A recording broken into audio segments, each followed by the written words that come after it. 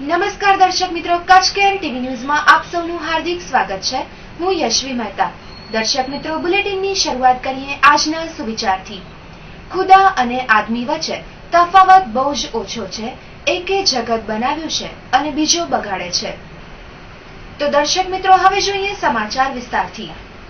ઉત્પાદન સહકાર અને સિંચાઈ સમિતિના અને મહિલા બાળ વિકાસ અને યુવા પ્રવૃત્તિના ચેરમેન પદે ચેરમેનને ફરી સોંપાઈ જવાબદારી। બંને ચેરમેન દ્વારા વિકાસનો અપાયો કોલ। પંચાયતની બે સમિતિના ચેરમેનની ટર્મ પૂર્ણ થઈ ગયા બાદ ચેરમેનનો રિપીટ થવાની વાત ચર્ચાઈ હતી। જો કે કેટલાક લોકોએ ચેરમેન પદ હાંસિલ કરવા માટે લોબિંગ શરૂ કરતા ચેરમેન પદે નવા મુહૂર્તિયાઓ આવે તેવી શક્યતાઓ પણ ઊભી થઈ હતી।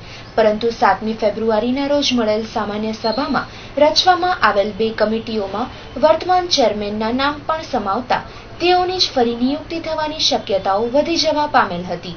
ત્યારે આજ રોજ મળેલ બંને સમિતિના કમિટી સભ્યોની બેઠકમાં ઉત્પાદન સહકાર અને સિંચાઈ સમિતિના ચેરમેન પદે ભીમજીભાઈ જોધાણી અને મહિલા બાળ વિકાસ અને યુવા પ્રવૃત્તિ ચેરમેન પદે ભાવનાબા જાડેજાની પુનઃવરણી કરવામાં આવી હતી।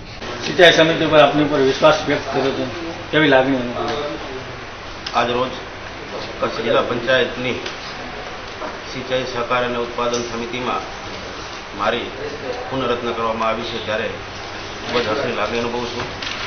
મારી આ વરણી માટે હું પ્રદેશ ભાજપ અને કચ્છ જિલ્લા ભારતીય જનતા પાર્ટીનો પણ અને તેમજ સાથી તમામ સદસ્યોનો ખૂબ ખૂબ આભાર વ્યક્ત કરું છું। ખાસ કરીને જે કચ્છની વાત કરીએ, છેવાડાનો વિસ્તાર, મોટો વિસ્તાર, પાણીની તકલીફ ન પડે, ઉનાળાને ધ્યાને લઈને આગામી દિવસોમાં શું તમે આવનારા દિવસોમાં સિંચાઈને લગતા નવા તળાવો હોય કે તળાવના સુધારણાના કામ હોય કે રિપેરિંગના કામ હોય ખૂબ જ થયા છે, અને આવનારા દિવસોમાં પણ ચોમાસા પહેલાં વધુને વધુ તળાવ ઊંડા ઉતારવાના કામ, નવા તળાવો બને એ માટે કચ્છ જિલ્લા સિંચાઈ સમિતિ પ્રયત્ન કરશે।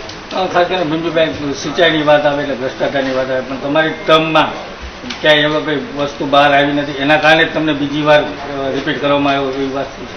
ભ્રષ્ટાચારની વાત કરીએ તો આ એક વિરોધીઓ તરફથી ચલાવવામાં મુદ્દો આવે છે। અમારા પક્ષે કાંઈ પણ ભ્રષ્ટાચારની વાત ધ્યાનમાં આવે તો આપશ્રીને પણ હું વિનંતી કરી છે કે તમને જણાવશું, જરૂરથી પગલાં લેશે।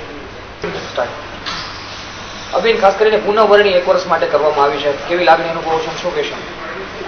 સારી છે। ભારતીય જનતા પાર્ટી મારા પર વિશ્વાસ મૂકી અને મને પરિવાર મોકો દીધો છે બનાવ, તે બદલ કેશુબાપાને ખૂબ ખૂબ ધન્યવાદ દઉં છું। અભિન, કયા એવા કામો છે જે આગામી સમયમાં કરવાના છો? જે બાળકોના, જે મહિલા, જે બાળકો સુધી, જે અમારી સરકાર, અમારી ભાજપ જનતા પાર્ટી જે બાળકો સુધી ત્યાં બેઠા જો પડતી હોય ચિંતા, તો અમારી તો એક ફરજ છે, તો જે મારા બનતા પ્રયત્ન હું બાળકો સુધી પહોંચે એ મારા બનતા પ્રયત્ન। શું કામો હશે આગામી સમયમાં? ગત વર્ષનો અનુભવ કેવો રહ્યો? ગત વર્ષનો અનુભવ કેવો રહ્યો ને હવે શું કામ હશે તમારા મુખ્ય? હવે જે કામ અમારા જે આંગણવાડીના કે બાળકો સુધી પહોંચે એ અમારા